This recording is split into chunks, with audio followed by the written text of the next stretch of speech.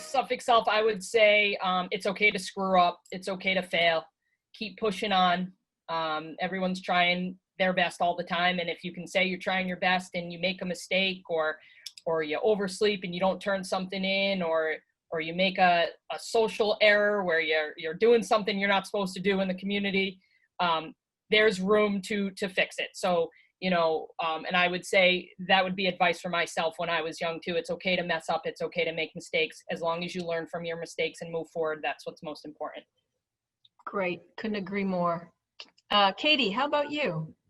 I would say that there isn't one path that's the right path. There are multiple paths that can be the right path for someone. When I was about to graduate, I think everyone thought that I was going to grad school. I thought I was going to grad school, and I was super excited. I bought an apartment in New York. I thought I was going to Columbia. I was really pumped, and I took an internship, and then 2 weeks before classes started in New York, my internship convinced me not to go, and told me stay in Boston, don't go to school. You're going to be the degree that you're going to get, you're going to be applying for the same exact job that we're offering you right now. And so there's no one right path. I mean, for some degrees you do need, or for some jobs you do need a second degree or post-secondary degree or whatever it may be, but you don't be afraid to change your path, and don't be afraid to follow a different course and change your mind. It's okay, and it will work out. Good, and it will work out, that's for sure. Thank you. Laura, how about you?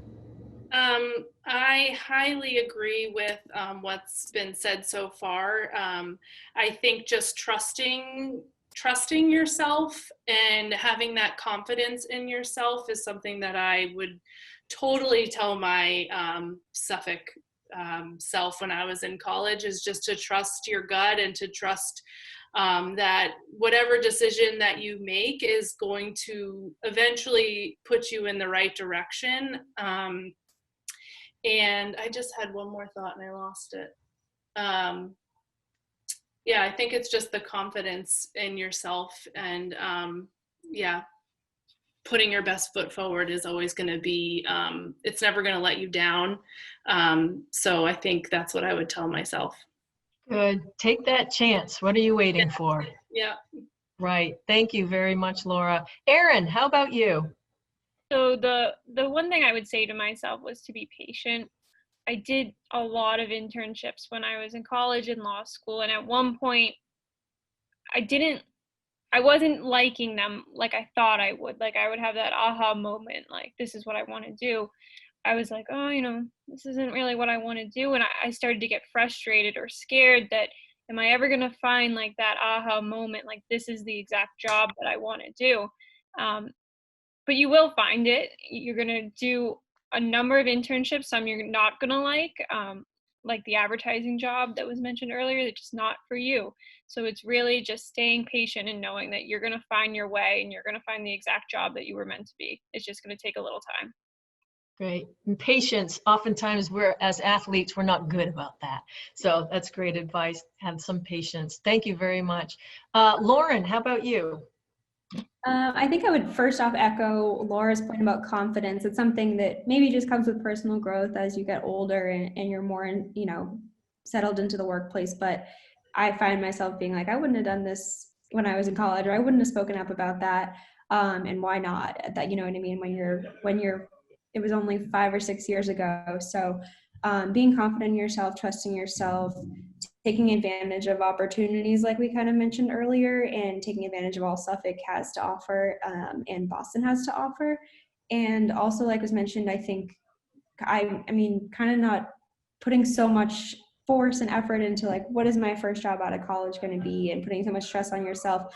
I, had this path I wanted to follow and, took the steps to get there, but I had 2 additional internships after I graduated college before I got my first full-time job.